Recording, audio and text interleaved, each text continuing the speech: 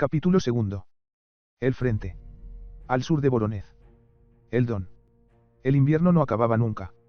Nevaba casi ininterrumpidamente. Estábamos a fines de febrero o principios de marzo, ya no me acuerdo. Nos trasladaron en ferrocarril a 60 u 80 kilómetros de Kharkov, a una población en la que había un centro de aprovisionamiento. Allí, bajo diferentes grandes cobertizos, se amontonaban víveres, mantas, medicamentos, etc. Todos los agujeros, las cuevas, los menores sótanos estaban abarrotados de municiones de todos los calibres. Había talleres de reparación, bajo techado o al aire libre. Unos soldados encaramados en unos tanques se soplaban las manos entumecidas que ya no podían sostener ni una llave inglesa. En las afueras de la población había trincheras y puestos de defensa. Aquel rincón sufría con bastante frecuencia los ataques de grupos nutridos de guerrilleros.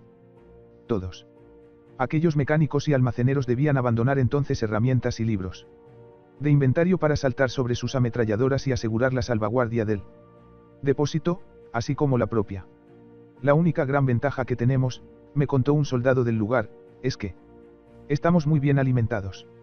Aquí hay mucho trabajo. Nos hemos visto obligados a organizar nuestra defensa. Montamos la guardia por turno. Cuando hay jaleo, tenemos bastante dificultad, aun metiéndonos todos a ello, en rechazar los ataques de los terroristas. Nos han destruido mucho material. Nuestro comandante ha reclamado varias veces el apoyo de una unidad de infantería, pero nunca ha venido. Sí, una vez. Una compañía de SS vino en nuestra ayuda.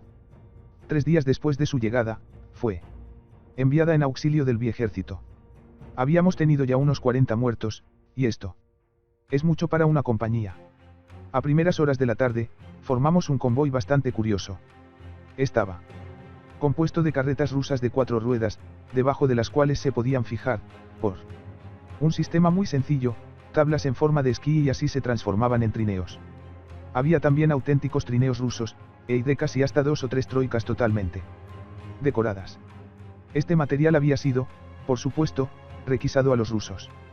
Me pregunté qué íbamos a hacer y a dónde íbamos a llevar aquel convoy de Papá Noel, cuyo cuévano, ciertamente, no contenía ni muñecas ni juguetes resplandecientes.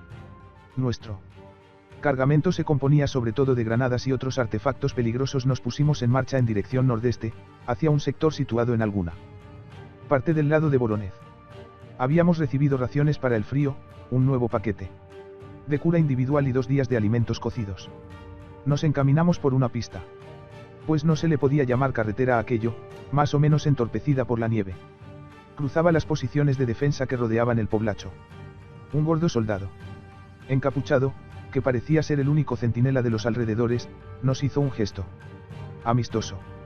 Nos miró largo rato, plantado allí, con los pies en la nieve, chupando una enorme pipa con tapadera, y muy vulnerable con su silueta en forma de monigote.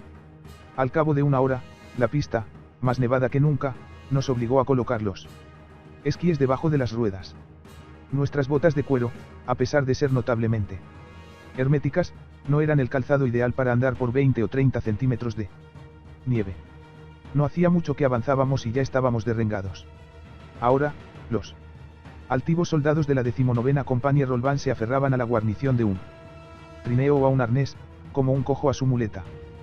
Por mi parte, me agarraba a uno de aquellos endiablados caballitos de pelaje frondoso como los carneros. Me calentaba los dedos, además de ayudarme a caminar. Aquellos condenados caballos demasiado rápidos nos obligaban a mantener un ritmo agotador. Pese al frío, estábamos sudorosos. De vez en cuando, uno de los jefes de fila se paraba y miraba pasar el lento convoy con el pretexto de comprobar nuestra marcha. En realidad, se ofrecía un pequeño descanso y respiraba un poco.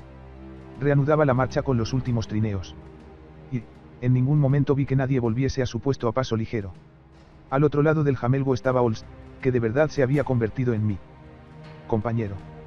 Aunque mucho más alto y más fuerte que yo, parecía estar harto de todo aquello. Con la cara medio tapada por el cuello alzado y la gorra calada hasta las orejas, soltaba, como todos nosotros, por su nariz colorada, un chorro de vapor. Avanzábamos sin hablar casi. Yo había aprendido a ser callado como por lo general suelen ser los alemanes, salvo en ciertas ocasiones, desde luego. No por ello dejaba de considerar a Ols como un gran amigo, y todavía pienso, sin habérselo preguntado nunca, que él sentía lo mismo con respecto a mí. De vez en cuando cambiábamos una sonrisa de aliento. Yo sabía qué significaba, no hay que apurarse, o, bueno, aguantaremos. Llegó la noche y la señal de alto. Agotado, me senté en el varal. Tenía los muslos y las pantorrillas entumecidos y doloridos. Notaba que el cansancio me desfiguraba las facciones. Aquella marcha había sido muy dura. Ols se derrumbó francamente en la nieve. ¡Ay, ay, mis pobres pies!, murmuró torciendo el gesto. A ambos lados, los hombres se sentaban o se tumbaban en la nieve. No vamos a quedarnos aquí esta noche, exclamó el tipo más joven que había venido a sentarse a mi lado. Nos miramos inquietos. A mí me importa un bledo, dijo Ols abriendo su fiambrera. No puedo dar un paso más. Lo dices porque ahora todavía estás sudado, pero espera un poco a que te hayas enfriado, repliqué. Estarás obligado a caminar para no helarte vivo. Mierda, imprecó Ols sin contestarme. Esta carne apesta. Abrí mi fiambrera a mi vez. Hacía un rato largo que la comida distribuida para 2 días a primeras horas de la tarde se había enfriado y luego congelado en el recipiente metálico. Se diría que eran callos. Sí, eso no huele bien, dije. A nuestro alrededor hicieron la misma reflexión. Bueno, ¿y qué?, dijo Ols. No vamos a tirarlo. ¿Qué le parece a usted?, preguntó uno de nosotros a un felá, que acababa de hacer la misma comprobación. Sin duda esos canallas nos han servido carne averiada. O sus restos de hace varios días. Es inconcebible. Allí había con qué alimentar a una división. No es comestible, apesta. Entonces habrá que sacar las conservas. Ni hablar. Se sublevó el Feld. Nos quedan muchos días de marcha y no tenemos nada de sobra. Tirad la carne, si no os apetece, y comed la papilla. Ols, que no era precisamente muy delicado, dio una dentellada a una vaga chuleta de cordero. 2 segundos después, lo escupía todo en la nieve. Esto es asqueroso. Los muy cerdos deben haber guisado un bolchevique. Pese a nuestra triste situación, no pudimos menos que reírnos. Ante aquel llantar tan esperado que se le escapaba, mi gran compañero dirigió una mirada terrible a su fiambrera. Ols estaba al borde de una de las raras cóleras que le conocí y que, dada su estatura, no dejaban de ser impresionantes. Soltó una serie de tacos y de una patada magistral mandó a rodar su fiambrera a 15 metros. Hubo un silencio, y luego algunas risas relajaron la atmósfera. «¿Estás arreglado, ahora?», dijo el jovencito de mi lado. Ols se volvió, pero no contestó nada. Después, despacio, se dirigió a recuperar su recipiente. Yo me puse a engullir la papilla que aquella carne podrida había apestado. Abrumado, Ols recogió su fiambrera abollada cuyo contenido se había derramado en la nieve. Unos minutos después, los dos metíamos cucharada en mi ración, refunfuñando. Nuestros suboficiales nombraron la guardia y el problema de dormirnos sobrecogió. Encogidos ya sobre nosotros mismos, nos preguntábamos dónde y cómo instalar la lona de tienda. Algunos se pusieron a excavar la nieve y otros hicieron verdaderas chozas, valiéndose de los sacos de hierbas secas trinchadas que pendían a los 2 lados del collar de los caballos. Otros aún trataron de utilizar los caballos, obligándoles a tumbarse, y qué sé yo cuántas cosas más. Habíamos pasado ya numerosas noches de mala manera, pero siempre más o menos cobijados. El hecho de acostarnos sin más al raso con aquel frío nos enloquecía. Se originaban discusiones aquí y allá. Algunos proponían andar hasta que encontrásemos una aldea o una edificación. Cualquiera. Antes reventar de fatiga que de frío, pues a buen seguro, según ellos, la mitad al menos de nosotros estarían muertos a la mañana siguiente. No veréis ninguna aldea antes de 3 días lo menos, afirmaban nuestros suboficiales. Hay que arreglarse como se pueda. Si por lo menos pudiésemos encender fuego, exclamó un pobre tipo que lloriqueaba casi, castañeteando de dientes. Aniquilados por la perspectiva de aquella noche, nos dispusimos a soportar nuestro suplicio. Ols y yo descargamos todo un trineo para volverlo a cargar con él. Objeto de obtener un alveo lo suficiente para contener nuestros 2 cuerpos, entre las cajas de explosivos. A pesar del peligro que ofrecía semejante instalación, preferíamos la posibilidad de quedar desintegrados por una explosión caliente a Terminar muertos de frío. Ols tuvo el valor de decir algunos chistes obscenos, que me hicieron reír pese a nuestra incomodidad. Apretujados uno contra otro, conseguimos pegar ojo con intermitencias, pues el miedo a quedar helados durmiendo nos obsesionaba. Pasamos 15 días en aquellas condiciones. Cuando al término de este tiempo, llegamos a lo que debía ser nuestro último avance en territorio soviético, nuestra fuerza y nuestra moral habían sido tan duramente puestas a prueba que los primeros combatientes que advirtieron nuestra presencia, vinieron a nuestro encuentro como para socorrernos. Aquella epopeya, no creo que la palabra sea demasiado pretenciosa, fue fatal. A buen número de los nuestros. A partir del tercer día, tuvimos 2 congestiones pulmonares. Los días sucesivos, hubo miembros helados y Ergezogenerbrand, una especie de gangrena del frío que ataca en primer lugar la cara, más expuesta, y gana después las partes aún cubiertas. Los desventurados, aquejados de esta enfermedad de la piel, se veían obligados a untarse con una pomada grasa y amarilla, lo que les daba una máscara cómica a la vez que digna de compasión. 2 soldados, en el colmo del desamparo, abandonaron una noche el convoy y, en un arrebato de locura, se perdieron en la inmensidad nevada. Otro, muy joven, llamó a su madre durante largas horas, llorando. Sucesivamente, uno de nosotros intentaba consolarle o le regañaba por sus gimoteos que turbaban nuestro precario reposo. Al amanecer, cuando hacía un buen rato que se había callado, una detonación nos sobresaltó. Lo encontramos a cierta distancia. Había intentando poner fin a su pesadilla disparándose torpemente un tiro de fusil que no lo mató en el acto. El infeliz murió aquella misma tarde sin que pudiésemos prestarle ningún auxilio eficaz.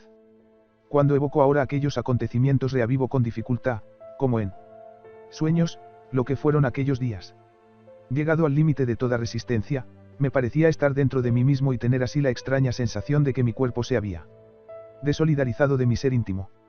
Los pies lastimados por la marcha y el hielo me hicieron sufrir enormemente, y luego, casi no lo sentí. Más tarde, cuando un médico militar nos examinó las heridas, vi que 3 dedos de mi pie derecho se habían vuelto grises como la ceniza. Las uñas se quedaron pegadas al doble par de calcetines pestilentes que me quité delante del médico. Me puso una inyección dolorosa que evitó, por pocas horas, la amputación de los dedos. Todavía me pregunto cómo pudimos resistir semejantes pruebas, sobre todo yo que nunca fui de una constitución particularmente robusta. Por fin, voy a conocer la guerra y la línea del frente. Y también iba a poder darme cuenta de que había algo peor. Tomamos un descanso verdaderamente indispensable en los barracones y las casamatas de un campo de aviación improvisado de la Luftwaffe. El terreno, por lo demás, estaba en gran parte abandonado por la aviación que recientemente había debido replegarse más al oeste. Algunos aviones de caza, seguramente averiados, estaban aún allí, cubiertos de hielo. El personal de tierra acababa de llevarse lo más esencial en grandes trineos remolcados por tractores a orugas, prestados por la artillería, cuyas baterías del 155 estaban en la linde del campo. Nos quedamos unos días, reponiéndonos, en aquellos locales más o menos confortables. Después, viendo que empezábamos a sentirnos mejor, no tardaron en meternos otra vez en el fregado. Nuestra compañía aportaba una mano de obra apreciable e inesperada a los combatientes del sector. Fuimos dispersados en grupos, encargados de faenas diversas. Las 3/4 partes de los hombres de la 19ª compañía se ocuparon en preparar las posiciones para la artillería del 77 y hasta para piezas de tiro directo. Mis camaradas debían quitar para ello muchos metros cúbicos de nieve y después atacar con picos y barrenos el suelo duro como hormigón. Mi grupo, en el que estaban Ols y Lensen, pues hicimos lo posible por permanecer juntos, quedó encargado de aprovisionar en conservas y municiones a una sección de infantería situada a 15 kilómetros aproximadamente de allí. Disponíamos de 2 trineos tirados cada uno por 3 caballos peludos de la estepa. La distancia a recorrer no era muy grande y teníamos tiros superiores a los de nuestro trágico viaje anterior. La jornada nos bastaría para la ida y vuelta. A pesar del desolado decorado, no estábamos tristes y aceptamos aquella misión como una tarea fácil. Salimos 8 soldados con un sargento. Yo iba en el segundo trineo, que llevaba granadas defensivas y cargadores para Spandau. Sentado en la parte trasera del vehículo, que corría a buen tren, Podía observar a placer el paisaje melancólico y desierto. Algunos vástagos de árboles canijos y negros surgían a veces del suelo. Blanco inmaculado. Parecían haber librado una lucha desigual con aquella nieve invasora que poco a poco les había asediado. No había nada más en aquella tierra que los lobos debían frecuentar seguramente. Nada más que un cielo gris amarillento y opaco. Me parecía haber llegado al extremo del mundo, al extremo de toda civilización, y aún hoy he de contemplar un planisferio para no negar la creencia que existe algo más allá de esta nada. Un poco más tarde, seguimos un desnivel que ocultaba quizá bajo 50 centímetros de nieve, algo como un camino. Pronto llegamos al lindero de un espeso bosque. De detrás de un montón de leña surgió un soldado ante el primer trineo, que se detuvo en seco. Hubo un intercambio de palabras con nuestro sargento y entramos en el soto. Había allí emplazado una Spandau y sus dos sirvientes, y, más lejos, un hormiguero de Feldgrauen en pie de guerra entre innumerables tiendas grises. Descubrimos una infinidad de ingenios, carros ligeros del tipo Alpenberg, Pax 2, y morteros del 50. Colocados sobre trineos. Un caballo sacrificado y colgado de un árbol se transformaba poco a poco en filetes. Unos soldados con los capotes manchados de la sangre del animal se ocupaban de ello. Fuimos asaltados y nos preguntaron si traíamos correspondencia. Como no era así, algunos nos insultaron. Un oficial comprobó nuestra orden de misión. La compañía que debíamos aprovisionar se encontraba más al este. Destacó a un jinete para guiarnos. Durante un tiempo determinado, avanzamos entre aquellos bosques que ocultaba lo menos 3 o 4.000 hombres. Luego traspusimos una sucesión de pequeñas colinas, parcialmente boscosas que todavía veo perfectamente. Sobre la nieve corrían 3 hilos telefónicos, más o menos ocultos. Ya hemos llegado, nos dijo el jinete. Al otro lado de esa cresta estaréis bajo el fuego de la artillería enemiga. No os entretengáis y seguid la línea telefónica. La compañía que debéis aprovisionar está a unos 2 kilómetros. Nos saludó reglamentariamente y se alejó al trote ligero. Todos nos miramos. Bueno, ya estoy ahí otra vez, murmuró nuestro sargento, que era sin duda un excombatiente trasladado a los servicios de la Rollban. Nos hizo seña de avanzar y después ordenó que nos detuviéramos. Intentaremos llegar a destino lo más rápidamente posible. No os dé miedo fustigar a los caballos. Si los rusos nos ven, abrirán fuego. Por lo general, necesitan mucho tiempo para enterarse. Si la cosa se pone mal, abandonaremos el trineo de explosivos, pues si el cargamento estalla y no hemos conseguido alejarnos de él más de 30 metros, ni uno solo de nosotros volverá a ver a su madre. El recuerdo del convoy atacado cerca de Kharkov me volvió a la mente. Vamos, gritó uno de nosotros, para demostrar que no tenía miedo. El sargento saltó sobre el estribo del trineo de mercancías e hizo el gesto de adelante. La cima de la cresta fue alcanzada rápidamente. Llegamos arriba casi juntos. Allí, los caballos, jadeantes por la subida, titubearon un momento antes de descender la pendiente bastante escarpada. Venga ya, gritó el sargento. No os quedéis ahí. Fustígalos, gritó Ols al muchacho que llevaba las riendas. Nuestra carreta fue la primera en arrancar. Veo todavía a nuestros 3 bravos caballos brincar como conejos de una depresión a otra levantando una nube blanca. Visible, sin duda, desde muy lejos. Detrás del conductor, íbamos los 3 agrupados en el centro sobre las cajas verde oscuro con inquietantes inscripciones blancas hechas al estarcido. Estábamos un poco crispados y habíamos olvidado el frío. A través de la blanca polvareda que levantaba nuestro tronco, intenté, pese a los tumbos del vehículo, escrutar el horizonte. Me pareció vagamente percibir algunas isbas recto frente a nosotros. A nuestro alrededor, unos embudos notablemente simétricos mutilaban el blanco perfecto de la pendiente. Pese a nuestra precipitación, tuve tiempo de ver tras nuestro paso las extrañas franjas que bordeaban aquellas excavaciones y que la tierra, removida por las explosiones, se había amarilleado levemente. Aquellos hoyos formaban como extrañas flores, pardas en el centro y que blanqueaban en el perímetro. Otros, más antiguos y colmados casi ya por las recientes nevadas, formaban igualmente motivos diferentes, pero muy decorativos. Llegábamos al final de la pendiente sin que hubiese ocurrido nada. Había allí algunas isbas toscamente construidas. La nieve tenía ahora numerosas huellas de tránsito. Rebasamos una pieza de artillería casi hundida bajo un montón de nieve. Más lejos, había otras. Nos detuvimos junto a una isba cuya techumbre desmesurada se metía en el suelo. El lado que teníamos enfrente estaba abierto. Unos soldados de ingenieros muy abrigados trabajaban dentro. Parecía evidente que iban a desmontarla. Algunos salían con maderos. Un sargento gordo envuelto en un impermeable blanco vino a nuestro encuentro. «Descargad eso aquí», gritó. «Los de ingenieros preparan el refugio que estará listo dentro de una hora». Una explosión enorme nos sobresaltó. A nuestra derecha, un resplandor amarillo, seguido de un geyser de pedruscos, se elevó a 10 metros. Tranquilamente, el sargento gordo volvió la cabeza hacia el sitio de donde venía aquel estruendo. «Maldito suelo», gruñó. «Es más duro que una roca». Dedujimos que eran los muchachos de ingenieros que empleaban dinamita. El opulento suboficial leía ahora nuestra orden de misión. «Ah, no es para nosotros», dijo tamborileando con la punta de los dedos. «Enguantados de lana una caja de conservas. Hace 3 días que debíamos ser aprovisionados, vivimos con las reservas que no deberíamos tocar.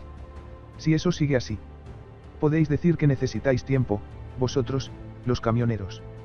Así, se encuentran, de vez en cuando, avanzadillas con tipos muertos de frío. Cuando no se tiene nada aquí», dijo golpeándose el estómago, «es imposible resistir». No pude por menos que sonreír contemplando la circunferencia de su cinturón. Viendo su barriga, resultaba difícil creer que hubiese ayunado mucho tiempo.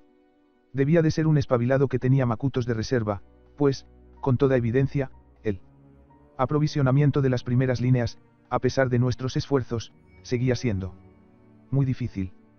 «Es para la... no recuerdo el número, sección de infantería. Por ahí», nos indicó el subalimentado. «Seguid el camino. Defiende un punto a orillas del Don. Andad a gatas, es más prudente». Encaminamos nuestros trineos por el caos nevado que trazaba, efectivamente, una especie de senda jalonada de camiones medio cubiertos. Al otro lado de un talud, unas piezas de artillería y unos obuses rechonchos se disimulaban detrás de un montón de nieve. Una vez rebasados, aquellos artefactos desaparecían de nuestra vista. Su camuflaje resultaba perfecto. Llegamos junto a una gran trinchera donde unos caballos flacos y temblorosos pateaban el suelo endurecido. Unos sacos despanzurrados les ofrecían una especie de hierba seca, casi en polvo, que las pobres bestias olisqueaban con la punta de sus morros escarchados y que no parecía apetecerles demasiado. Entre los animales de pie, yacían, aquí y allá, los grandes cadáveres tiesos de sus semejantes. Al lado de las bestias, algunos soldados embutidos en sus largos capotes. Estaban allí, inmóviles. Una sucesión de casamatas toscamente apuntaladas fue franqueada. Un tableteo cercano nos sacó de nuestras observaciones. «La ametralladora», dijo nuestro cochero. «Ya estamos otra vez». Sonreía extrañamente. Ahora, tanto a izquierda como a derecha, las trincheras, casamatas y hoyos personales se extendían hasta perderse de vista. Una patrulla nos detuvo. 9 Regimiento de Infantería, compañía, ¿es para nosotros?, preguntó un teniente. Nuestro sargento miró su orden de misión. «No, mi teniente. Buscamos la sección». «Ah, sí», dijo el oficial. «Pero debéis dejar los trineos aquí. La sección que buscáis está allá abajo, a la orilla del río y en el islote. Tenéis que encaminaros por los ramales de trinchera. Estáis bajo el fuego de las avanzadillas rusas. Sed prudentes. Porque, de vez en cuando, despiertan». «Gracias, mi teniente», dijo nuestro suboficial con voz un tanto temblorosa. El teniente llamó a uno de los hombres que lo acompañaban. «Enséñales el camino y vuelve». El hombre saludó y se unió a nosotros. Como los demás, cogí una caja más pesada que yo y me aprestaba a carrearla. El tableteo volvió a empezar, más nutrido. «El tipo de la patrulla, que acababa también de cargar con una caja», exclamó. «Bueno, ya empiezan otra vez. ¿Es serio o no?». El tableteo se amplificaba, se interrumpía y luego continuaba, rabiosamente. «Son los nuestros», prosiguió él con un tono de entendido. «Esperemos un poco, porque nunca se sabe si lo hacen de broma o si van a parar en los hielos del Don». Escuchábamos a aquel hombre sin pronunciar palabra. Parecía estar casi a sus anchas en aquel clima inquietante. Nosotros éramos en realidad bisoños y las escasas escaramuzas que habíamos tenido en la Tercera Internacional, no me parecían demasiado serias al lado de lo que podía ocurrirnos allí. El tiro de las ametralladoras que oíamos cesaba un momento y luego se reanudaba, a veces muy cerca. Mientras tanto, muy lejos, otras ráfagas de ametralladora se dejaban oír. Ols me sugirió poner nuestras 2 cajas sobre los 2 Mauser y valernos de estos como de una silla de manos. Sería más práctico. Acabábamos de ejecutar aquella pequeña maniobra cuando resonaron unos cañonazos sordos y precipitados. Esos son los Paapab, se burló el veterano que nos precedía. El aire vibraba al ritmo de las explosiones que se formaban a unos 3 o 400 metros a nuestra izquierda. Es su artillería de trinchera. Puede muy bien ser un ataque. De pronto, a 30 metros a la derecha, un estallido muy violento y seco, seguido de una especie de curioso maullido, atronó nuestros oídos. Fue seguido inmediatamente de 10 más. Ols y yo y los demás de la Roldán dejamos nuestros fardos y, más o menos agachados o rodilla en tierra, miramos angustiados en todas direcciones. El aire cesó de temblar un instante. Nada de pánico, hijos míos, dijo nuestro acompañante, que, a pesar de todo, también se había agachado. Tenemos una batería del 107 detrás de aquel matorral. Contestará a los Soviets. El infernal ruido prosiguió enseguida. Aunque nuestro guía nos había dicho de qué se trataba, nos pegamos a lo largo de la zanja. Poneos los cascos, ordenó el sargento. Si los rusos localizan la batería, dispararán encima. Y sigamos adelante, añadió nuestro guía. No hay un solo rincón tranquilo. En 100 kilómetros a la redonda. No estamos más seguros aquí que en otra parte. Encorvados, nos dispusimos a avanzar. Por tercera vez el aire fue sacudido. Mientras tanto, fuera, un poco por todas partes, había detonaciones. La batería alemana seguía vomitando su acero. Frente a nosotros, el chac, chac, chac de las Spandau se acercaba seriamente. Por una trocha transversal se cruzaron con nosotros 3 soldados que tendían un hilo telefónico. Las explosiones se sucedían a un ritmo regular. Esto podría muy bien ser un ataque, murmuró el soldado que nos había acompañado hasta allí. Yo os dejo. He de volver a mi sección. Entonces, ¿a dónde vamos?, preguntó nuestro sargento, que visiblemente no las tenía todas consigo. Seguid el sendero hasta las posiciones de una Gesnauz 3. Allí, a la derecha. Os informarán. Dio unos cuantos pasos en sentido inverso, siempre agachado. Así es como se anda en un campo de batalla. 2 días después me habría acostumbrado a ello y me tendría sin cuidado. Se vive encorvado o tumbado, y a veces tumbado. Definitivamente. Pero entonces ya no se vive. Yo de vosotros abriría la fiambrera, es la hora, nos recomendó alejándose. Abrimos los cacharros siguiendo el consejo, y con las nalgas hundidas en la nieve, saboreamos nuestra merienda. Por mi parte, no tenía mucha hambre. Estaba demasiado preocupado por las detonaciones que me hacían resonar la cabeza dentro del casco de acero helado. Ols, que no se quedaba nunca saciado, ponía ojos de animal acosado y me miraba moviendo la cabeza. Quizá no tenemos derecho a interrumpir el trabajo para comer, dijo Ols. Si se presentara un oficial. No oí más que la salva que pasó por encima de nosotros. Instintivamente hundimos un poco más la cabeza entre los hombros y cerramos los ojos, más bien para no oír que para no ver.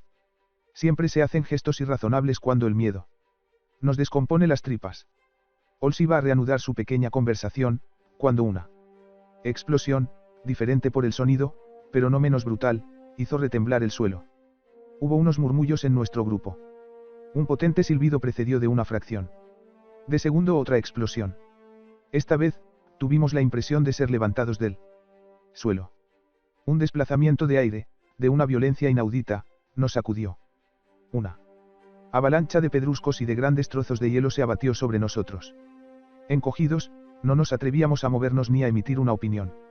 Habíamos soltado nuestras fiambreras y nuestros fusiles. Me matarán, gritó el muchacho que, en el pánico general, había aterrizado sobre mis botas. Me matarán. Hubo otro estallido igualmente brutal. Después pasó la salva alemana. Ensordecedora. Adelante, no nos quedemos aquí. gritó el sargento que se sujetaba el casco. Con una mano. Sin reflexionar, cogimos el material. La trinchera era bastante ancha, 4 hombres hubieran podido avanzar por ella de frente, pero trotábamos agachados en fila india a lo largo de una de las paredes.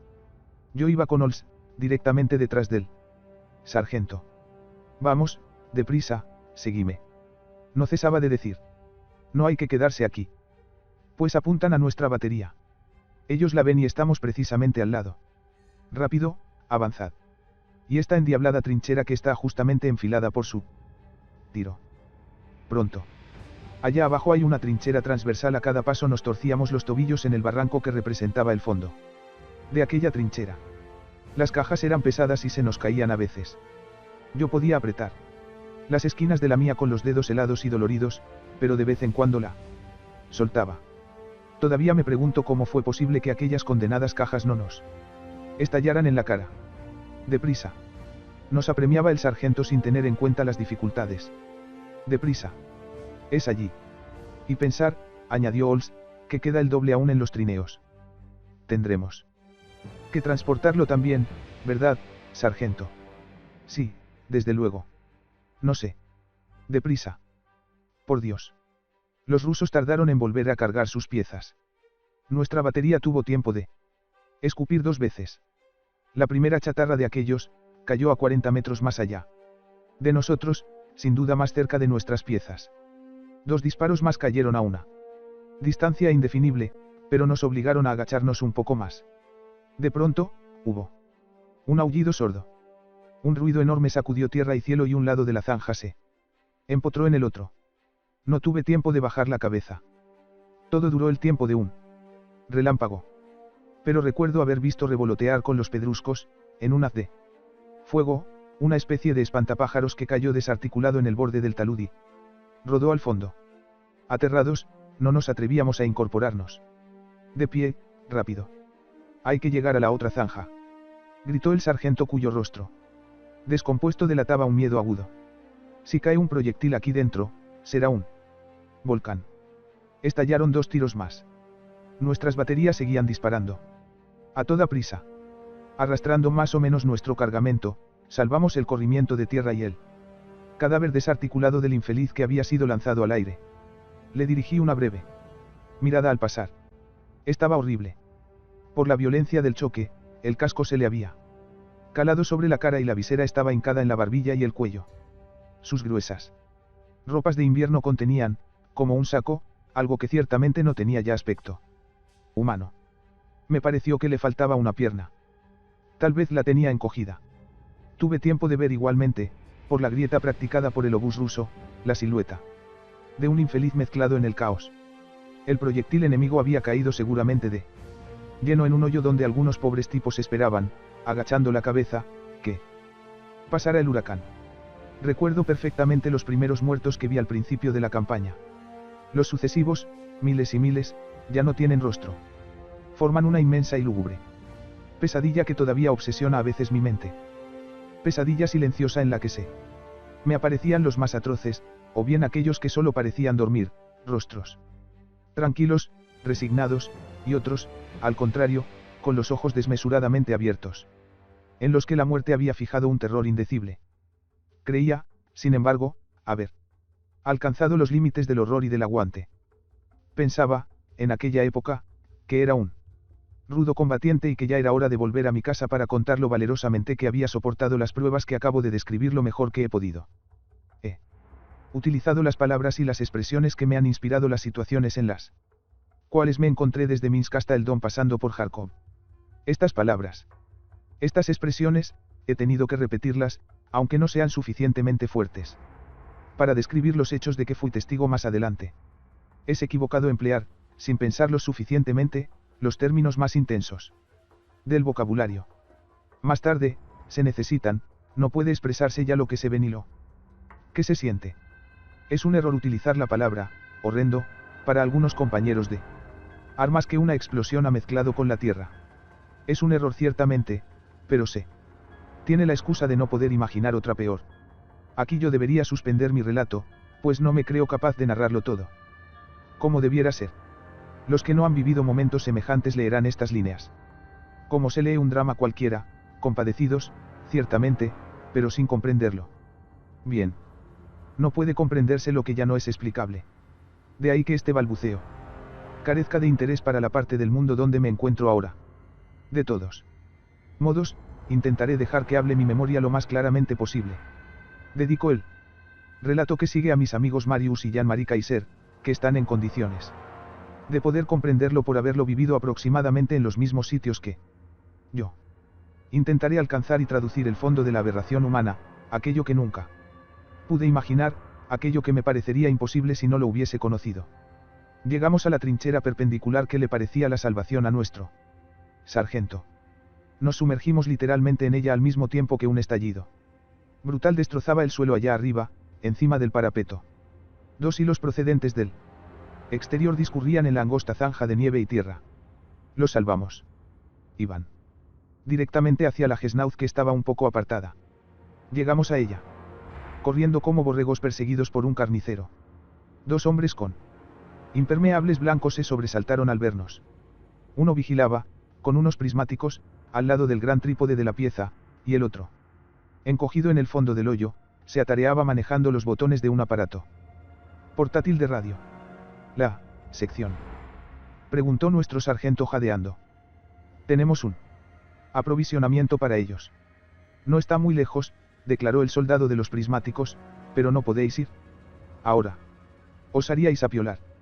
Dejad vuestra dinamita más lejos y refugiaos en la casamata, añadió sonriendo. No nos lo hicimos decir dos veces y nos hundimos en una tumba de tierra endurecida y de tablas, apenas alumbrada. Dentro, había 4 soldados vestidos igualmente de blanco. Uno de ellos había conseguido dormirse y los otros escribían a la luz de una querce. 4. El hoyo no permitía a sus ocupantes estar en pie, desde luego. Se apretujaron para hacernos un poco de sitio. A pesar de todo, éramos 9. Es sólido, aventuró Holmes, señalando con el índice medio tapado por él. Guante rotó la abertura de aquel agujero de ratón. Pues, si eso cae un poco más lejos, puede que sí, se burló uno de los tipos.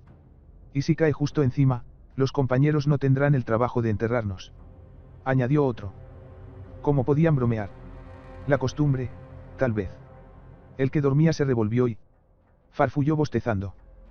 Creía que nos traían mujeres. No, son muchachos, dijo otro. ¿Dónde habéis encontrado esa camada? Sargento. Todos nos echamos a reír. Como para fastidiarnos, la tierra volvió a temblar. Allí, los cañonazos llegaban amortiguados. Son bisoños. Pertenecen a transmisiones y han atravesado toda Rusia para traeros algo que comer. Esto es lo de menos, repuso el que acababa de despertarse. Aquí las pasamos negras hace 3 meses. Tardáis mucho, hijos míos. Ya sé que hay chicas guapas en Ucrania, pero deberíais entreteneros menos, pues aquí nos morimos de hambre. Arriesgué algunas palabras en mi mal alemán. Chicas. No hemos visto ninguna chica. Solo hemos visto nieve. Alsaciano. Preguntó inmediatamente el otro. No, es francés, dijo Holmes en broma. Todos se rieron. Desconcertado, aquel no supo qué contestar. Merci. Dijo con muy buen acento francés. Y me tendió la mano. Mi madre es alemana, añadí también en francés. Gat, exclamó. Beatrimatar ist Deutsche. Sehr gut. La tierra volvió a temblar. Un trozo de techo se desmoronó sobre nuestros cascos. Eso no parece andar bien en vuestro sector, atajó nuestro sargento a quien le importaba un bledo que mi madre fuese alemana o china, y que solo pensaba visiblemente en su pánico. Oh, se divierten, contestó el otro. Después de la zurra que recibieron hace 3 días, se han calmado. Ah, exclamó el sargento como si hiciese una pregunta. Sí, esos granujas nos obligaron a cruzar de nuevo el Don hace ya un mes. Tuvimos que retroceder a lo menos 60 kilómetros. Pero ahora nuestro frente se afianza en la orilla oeste. 4 veces han intentado cruzar sobre el hielo. La última vez fue hace 5 días. Entonces, habríais visto otra cosa distinta. Nos atacaron durante 2 días y sobre todo de noche. Menudo follón. Así como me veis, todavía intento recuperarme. No hemos dormido mucho estos últimos tiempos. Tanto más. Cuanto nos habían prometido un contraataque, pero no ha pasado nada. Dentro de un rato echad un vistazo con los prismáticos y veréis, el hielo del río está cubierto de cadáveres de Paapab. Esos cerdos ni siquiera han ido a recoger sus heridos. Apostaría a que hay todavía algunos que gimen. Debemos aprovisionar a la 2. Sección, declaró con ansiedad nuestro desgraciado sargento. Ah, así lo veréis desde más cerca. Tendréis que ir hasta la orilla. Ellos la defienden. Son terribles esos chicos. Parece ser que ocupan incluso el islote que está en medio del río. Bueno, creo que lo ocupan, porque lo perdieron una vez. Era de noche y se batieron a cuchillos, y por la mañana lo recuperaron. No debe de ser agradable estar allí, prefiero estar aquí, santo Dios. ¿Cree usted que ese machaqueo precede un ataque? Nunca se sabe con los rusos. Pero me extrañaría después de la escabechina del otro día. Todavía esperarán un poco. Hacía un rato que nuestra artillería ya no disparaba y los proyectiles bolcheviques seguían cayendo a una cadencia lenta, pero regular. El soldado de los prismáticos entró agachándose y soplándose los dedos. Te toca a ti. Un nombre. Me castañetean los dientes. El aludido se estiró gruñendo y, apoyándose en unos y en otros, llegó a la salida. Nuestras baterías ya no tiran. ¿Estarán destruidas?, preguntó nuestro sargento al recién llegado. ¿Qué cosas tiene usted?, repuso el otro sin dejar de calentarse los dedos entumecidos. Esperemos que no. Estaríamos aviados aquí si no hubiésemos tenido esos cañones hace unos días, nos habrían arrollado. Espero que nuestros bravos camaradas de los 107, de corto alcance estén aún vivos. También lo deseo yo, afirmó nuestro suboficial dándose cuenta de su tontería. ¿Pero por qué han dejado de tirar? Los jóvenes como vosotros deberían conocer las dificultades de aprovisionamiento que padecen los combatientes. Nos vemos obligados a disparar con cuentagotas o a tiro hecho. Tanto la infantería como la artillería ahorran sus municiones todo lo que pueden. No obstante, hay que dar la impresión a los soviets de que estamos apurados, por lo que de vez en cuando contestamos con moderación. ¿Comprende? Sí, claro. Hubo un silencio. Parece que no van a tirar más, dijo alguien de nuestro grupo. Sí, eso se ha calmado. Podríais aprovecharlo, sugirió uno de los muchachos de la Gesnauz. Vamos allá, hijos míos. Suspiró nuestro sargento, que parecía haber recobrado un poco de confianza. Hijos míos. No se equivocaba mucho, pues parecíamos unos niños al lado de los combatientes del Don. Algunos cañonazos habían bastado para hacernos creer en el fin del mundo. Había una gran diferencia entre los fieros soldados que éramos en Polonia, cuando atravesábamos las aldeas con el fusil colgado del hombro y al paso, y lo que parecíamos habernos vuelto ahora. ¿Cuántas veces me había sentido invulnerable? ¿Cuántas veces me había recorrido ese fiero sentimiento de orgullo que, por lo demás, experimentábamos todos? Qué agradable resultaba a mis ojos ver perfilarse ante mí las sombreras teñidas y los cascos gris-verde indefinible de mis compañeros. Qué espléndidos me parecían nuestros uniformes, que se adaptaban perfectamente a la naturaleza. Y el ruido de nuestros pasos. Todavía lo oigo, me gustaba aquel ruido. Creo, a pesar de todo, que todavía me gusta. Aquí, ya no tenemos aspecto de nada. Somos paquetes de trapos, con una lejanía en el interior. Algo que tirita. Estamos reventados, subalimentados e increíblemente sucios. La inmensa Rusia parece habernos absorbido y, además, nuestro cometido de camioneros carece de penacho. Somos las fregonas del ejército. Nos morimos de frío. Como los demás, pero nuestro caso nunca es mencionado. Pertenecemos a servicios auxiliares y nos hacen sufrir, poco más o menos, lo mismo que al ejército regular. Ahora, comparados con los hombres que combaten en el Don, parecemos jóvenes aprendices que atraviesan una enorme fábrica ocupada por gigantes que se ríen de nuestro terror. Es menester reconocerlo, los soldados peligrosamente expuestos parecen tener la moral más elevada que nosotros. Al menos en apariencia. Tienen aspecto de hombres, mientras que nosotros, incluso Auls con su complexión hercúlea, nos delata nuestro rostro juvenil. Más adelante, nuestra excesiva juventud nos salvará tal vez de la angustia del mañana. Mientras los de más edad, más conscientes, se sumirán en la desesperación de la que hasta los más cobardes resurgirán de vez en cuando con heroísmo. Nuestra inconsciencia de chiquillos nos transportará de la alegría más sorprendente al miedo que nos reprime las lágrimas. Abandonamos el refugio tímidamente. Nuestras miradas erraban sobre el cercano horizonte del parapeto que ocultaba la guerra. Cargamos otra vez nuestro peligroso peso. Todo parecía haberse calmado. No se oía ningún ruido. El día se hacía menos luminoso. Esta vez, avanzábamos por una sucesión de zanjas en zigzag, paralelamente al punto que debíamos alcanzar. En todas partes había refugios atestados de soldados congelados que buscaban una apariencia de calor junto a milagrosas pequeñas lámparas estufas de gasolina. En todas partes, a medida que íbamos avanzando, se nos hacía la misma pregunta. ¿Traéis correspondencia para nosotros? En el cielo límpido, roncaron 3. Messerschmitt que 1000 gargantas aclamaron. La confianza depositada por la infantería a nuestra valiente Luftwaffe era absoluta. ¿Cuántas veces las familiares siluetas de nuestros aviones con cruces negras habían venido a aportar la postrer esperanza a los combatientes, desbaratando así los más furiosos ataques de los soldados rojos? Tuvimos que apretujarnos a lo largo del muro de la trinchera que era ya angosta para el paso de los camilleros que llevaban, heridos, víctimas seguramente del reciente bombardeo. Poco a poco nos acercábamos al extremo límite del frente alemán. La trinchera se hacía más estrecha y menos profunda. Pronto tuvimos que hacer una especie de cadena y avanzar medio agachados para permanecer ocultos a los observadores enemigos. Repetidas veces aventuré una ojeada más allá del parapeto. A unos 60 metros, las altas hierbas de la orilla del río se erizaban tiesas, cubiertas de escarcha. Era en aquel espacio, en una anchura más extensa, donde se hallaba la sección que habíamos de aprovisionar.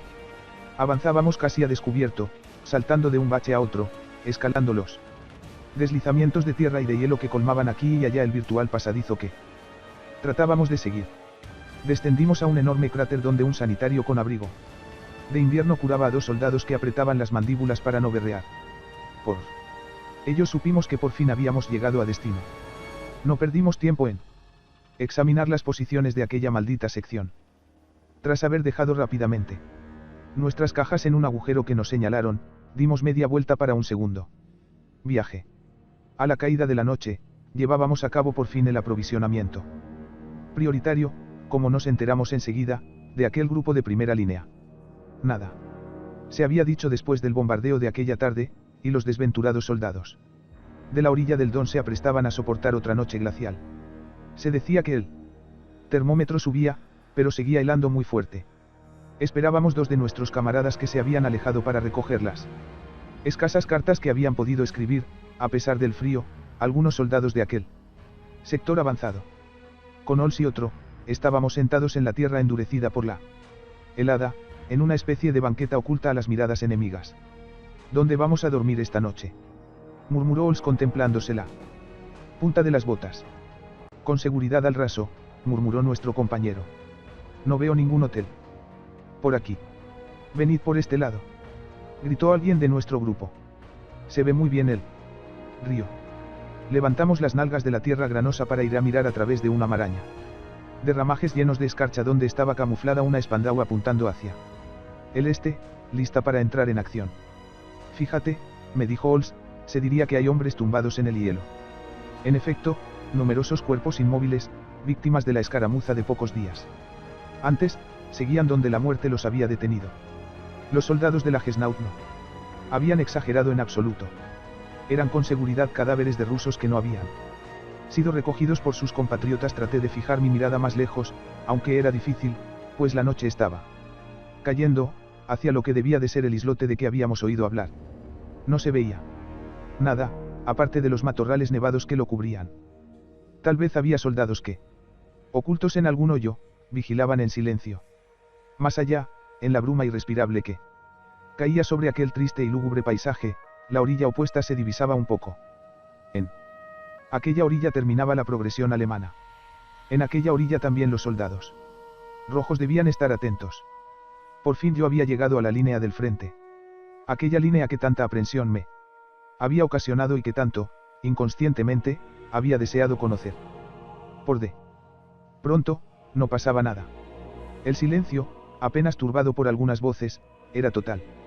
A través de la bruma, me pareció percibir en el lado ruso algunas delgadas humaredas, que se elevaban lentamente hacia el cielo. Otros camaradas me empujaron para mirar. A su vez. ¿Tanto os interesa eso? No pudo por menos que decir uno de los granaderos, que vigilaba al pie de la Spandau. De buena gana os dejaría mi puesto. Estoy harto de pasar frío. No supimos qué contestar. Su puesto no era efectivamente muy envidiable. Estábamos cambiando impresiones con Ols cuando un teniente encapuchado saltó a nuestro hoyo. No tuvimos tiempo de saludarle.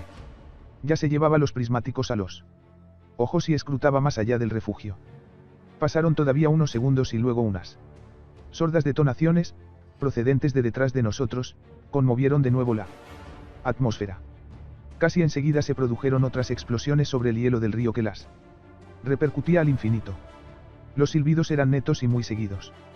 En un instante, todo el frente alemán se puso a disparar. El ruido de las piezas de corto alcance se confundía con la explosión de sus proyectiles. Todos nos desplomamos en el fondo del hoyo. Nos sentíamos perdidos. Nuestras miradas se cruzaban, angustiadas, haciendo preguntas a las que ninguno de nosotros podía responder. Ya está. Ellos atacan, murmuró alguien. Los dos ametralladores no contestaron enseguida. Estaban al lado del teniente y contemplaban seguramente, a su vez, el Don. Hubo explosiones estridentes y muy cercanas y cañonazos, al contrario, muy sordos que parecían venir de debajo de tierra. Por fin, el granadero que tan generosamente nos había ofrecido su puesto hacía poco se decidió a hablar. El hielo se rompe mejor esta noche. El frío es netamente menos penetrante. Pronto tendrán que pasar a nado. Todas nuestras caras estaban vueltas hacia él. No comprendíamos gran cosa. Enviaremos al más ligero de nosotros, dijo. Si el hielo resiste su peso, habrá que demolerlo. Este es el más ligero, dijo Ols con risa de conejo designando a un muchacho muy joven que estaba encogido. ¿Qué he de hacer?, preguntó el infeliz, pálido de inquietud. Nada todavía, por el momento, bromeó el ametrallador. El bombardeo cesó tan bruscamente como había comenzado. El teniente continuó sus observaciones durante unos cuantos minutos más y luego, saltando el parapeto, desapareció. Nosotros seguíamos allí, mudos e inmóviles. Para romper sin duda aquel silencio angustioso, nuestro sargento dio orden de abrir las fiambreras y de comer, en espera de los chicos del correo. Sin mucho apetito, tragamos la comida helada cuyo sabor dejaba francamente que desear. Mientras degustaba los congelados productos, me acerqué al visor de la Spandau y eché otra ojeada al río. Lo que vi me explicó el bombardeo alemán de poco antes. Bloques de hielo, de unos 60 centímetros de espesor, flotaban en el lecho del río. Aquellos bloques, machacados, rotos, formaban ahora témpanos cuyas crestas oscilaban al ritmo de la corriente, bajo el hielo del Don. Los obuses alemanes rompían todas las noches el hielo del río para impedir su acceso, como supe después, a las incesantes patrullas soviéticas, que, a pesar de todo, se aventuraban con gran peligro a través de aquellos bloques movedizos, que se enderezaban y chocaban entre sí con un ruido sordo y extraño. Durante la noche, completamente cerrada, el estrépito de nuevas roturas que se producían entre los bloques sostenidos en ambas partes, se prolongaba de trecho en trecho. Estuve largo rato contemplando aquella visión casi irreal que no logré traducir. Suficiente rato para percibir, pronto, centenares de resplandores encenderse en la orilla este. Mudo de estupefacción, con el ojo pegado al visor, contemplé aquellos resplandores que ahora se intensificaban. Grité a los dos hombres de servicio. Ahí ocurre algo. Se precipitaron sobre mí y me empujaron para ver. Me quedé allí, con la cabeza metida entre las suyas. Diablos. Nos has asustado tú, rezongó uno de ellos. No pasa nada grave. Los Paapab nos hacen creer que se calientan. Eso lo hacen todas las noches. No es ninguna tontería, fíjate bien. Esos resplandores nos molestan. Mira, cuesta ver el río. Y, aun con bengalas, impide seriamente la visibilidad. No podía apartarme de aquella inquietante visión. En un horizonte desmesurado. Los rusos habían encendido centenares de hogueras, no para calentarse, pues debían mantenerse a distancia, sino para deslumbrar a nuestros observadores. Efectivamente. Cuando la mirada se fijaba en la orilla este del Don, se quedaba prendida de aquellas luces. Por contraste, el resto estaba sumido en la oscuridad. Así el enemigo realizaba numerosos desplazamientos que nosotros difícilmente podíamos descubrir. Las bengalas y los proyectiles trazadores permitían evidentemente ver mejor, pero su resplandor, aun siendo intenso, se encontraba limitado a medias por aquella alternancia de oscuridad y de luz practicada por el enemigo. Yo me habría quedado más tiempo allí, fascinado por aquella manifestación de nuestros adversarios, si la señal de marcha no hubiese venido a sacarme de mi observación. No tuvimos muchas dificultades para volver atrás. La noche, que ningún ruido turbaba, ocultaba perfectamente nuestros desplazamientos. En sus agujeros, se amontonaban los hombres. Los que dormían se habían cubierto con todo lo que habían podido encontrar. Nada asomaba, ni nariz ni orejas. Hacía falta en verdad haberse acostumbrado a aquel género de vida para sospechar que, bajo aquel montón de ropas, un sutil mecanismo humano seguía viviendo y se esforzaba en recuperar sus fuerzas. Otros, agazapados en el fondo de sus cubiles, jugaban a las cartas o escribían a la luz vacilante de una bujía o de una maravillosa estufilla lámpara. Digo, maravillosa estufa, pues aquel aparato era verdaderamente formidable. Aquella lámpara estufilla, de unos 25 centímetros de alto, podía ser alimentada con gasolina, petróleo y hasta gasoil. Bastaba con regular el inyector y el paso de aire. Un reflector proyectaba detrás de un cristal el alumbrado obtenido por la espita de combustión. Entre los Landse 5, circulaba un chiste según el cual el ejército tenía en estudio otra, más perfeccionada. Aquella nueva superlámpara debía, según se decía, distribuir cerveza. Los que no dormían, o que no hacían guardia, absorbidos por el juego o la escritura, liquidaban el alcohol que era distribuido sin cuento al mismo tiempo que las municiones. Los frascos de vodka, de schnapps y de licor del Terek, son tan numerosos como los proyectiles de Pack, me diría unos días más tarde un viejo infante que esperaba ser evacuado en el próximo tren sanitario. Es la mejor manera de hacer héroes. El vodka purga el cerebro y dilata las fuerzas. Yo es lo que hago sin parar hace 2 días. Con ello olvido que llevo 7 pedazos de metralla en el cuerpo. Pudimos volver sin dificultad a nuestros 2 trineos. Maldita sea, gruñó Ols dirigiéndose a mí. ¿Estoy soñando o es que el tiempo se ha vuelto suave? Sudo como un buey bajo mis harapos. Tal vez tengo fiebre. Solo me faltaría estar enfermo. Entonces yo también estoy enfermo, repliqué. Tengo la impresión de haberme caído al agua. Es que habéis pasado mucho miedo hoy, se permitió decir el tipo que aquella tarde había gritado, me matarán. Vaya. Todavía estás tan verde como tu uniforme, y te atreves a criticarnos. Repuso sencillamente Ols. Nuestros trineos transportaban 6 heridos, además de nosotros. Aunque menos cargados que a la ida, avanzaban más difícilmente. Los caballos parecían fatigarse. La nieve se ablandaba a ojos vistas. El viento transportaba partículas de nieve casi derretida, que no tardaría en transformarse en lluvia. Para nosotros, que habíamos pasado aquel terrible invierno, aquella suavización de la temperatura nos parecía propia de la Costa Azul. Tardamos 2 horas en reintegrarnos a nuestros barracones situados detrás del frente. No nos hicimos rogar para echarnos en las yacijas que nos eran destinadas. A pesar de la fatiga y de la zozobra de aquella ruda jornada, no conseguí cerrar los ojos. Enseguida, las orillas del Don me volvían a las mentes sin parar. Aún oía los maullidos de los proyectiles, amigos o enemigos, las deflagraciones de una violencia que no hubiese podido sospechar. Y yo que encontraba que mi Mauser hacía un ruido como para romper los tímpanos. Los ejercicios en Polonia eran de risa al lado del estruendo de aquella tarde. Y todos aquellos tíos vestidos de soldado que vivían como topos tiritando de frío. Cierto que no teníamos mucho más calor en nuestros camiones en la Tercera Internacional, había sido mucho peor incluso durante el aprovisionamiento en trineo. Pero aparte el frío, que evidentemente había conseguido matar a algunos de los nuestros, no nos exponíamos a ser despedazados por un obús ruso. Los infantes de la orilla oeste del río tenían, además, que batirse. Ahí estaba toda la diferencia con nosotros los de la Rolvan. Por lo demás, nos habían prometido que llegaríamos a ser como aquellos infantes, tropas combatientes, si lográbamos distinguir en nuestro servicio de aprovisionador.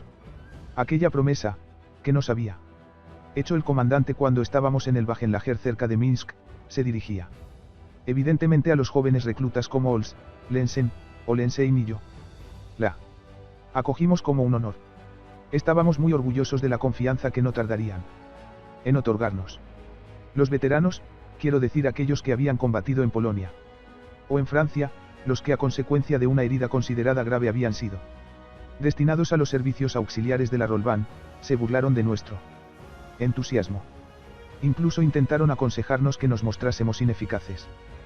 Pero nosotros éramos sordos a sus consejos. Es verdad que lo hicieron estúpidamente, al repetirnos a cada momento que nuestro sitio estaba en la escuela. Nada mejor para vejarnos y hacernos envidiar a los Hitlerjugend a quienes les eran rendidos todos los homenajes y que desfilaban en los Kriegspiel entre aplausos atronadores y Sieg Heil. Entonces, todos los sufrimientos soportados durante el largo periplo que nos había conducido cerca de Voronezh debían ser considerados por nosotros mismos como pequeñas incomodidades de las cuales no teníamos derecho a quejarnos. En aquel universo de miedo y de muerte que era la vida de los soldados de primera línea, nuestras crueles dificultades no tenían ninguna posibilidad de ser tomadas en serio. Dondequiera que estuviésemos, hiciésemos lo que hiciésemos, nuestra situación nunca sería considerada como trágica. ¿Acaso no nos habían acusado de no darnos prisa y de retozar con las ucranianas? Los partes del diario del frente nos acusaban directamente y nos hacían casi responsables de la retirada de las tropas alemanas del Cáucaso, que se habían visto obligadas a replegarse en el nuevo frente más allá de Rostov. Por falta de aprovisionamiento, aquellas tropas se vieron forzadas a abandonar el terreno tan duramente conquistado para no correr la misma suerte que los combatientes de Stalingrado. En los varios discursos que nos habían dirigido nuestros oficiales, se nos pedía a menudo hacer esto a pesar de aquello, avanzar a toda costa, hacer más de lo que era posible, disponerse a lo peor, hasta el sacrificio supremo. Habíamos tomado conciencia de nuestro deber y estábamos persuadidos de haber hecho más que lo necesario. En realidad, a pesar de nuestros esfuerzos no escatimados, a despecho de los sobrecogedores momentos que habíamos conocido, solo habíamos hecho la mitad de lo que se esperaba de nosotros. Sería necesario, pues, llegar al sacrificio absoluto. Ahora, la palabra cobraba toda su importancia. Por lo tanto, no éramos más que unos inútiles, incapaces de arrostrar las pesadas responsabilidades que nos incumbían. No podríamos tener acceso a las unidades combatientes y seguiríamos siendo las fregonas insuficientemente vigilantes de la Wehrmacht. Yo no sabía ya qué desear. La condición de infante brindaba evidentemente más ocasiones de hacer el sacrificio de la propia vida. Sacrificio absoluto, había dicho el alto mando. Aquella palabra bailaba en mi cabeza y me aturdía. Con los ojos muy abiertos en la oscuridad impenetrable de nuestro barracón, me sumí poco a poco en el sueño como en un gran agujero negro.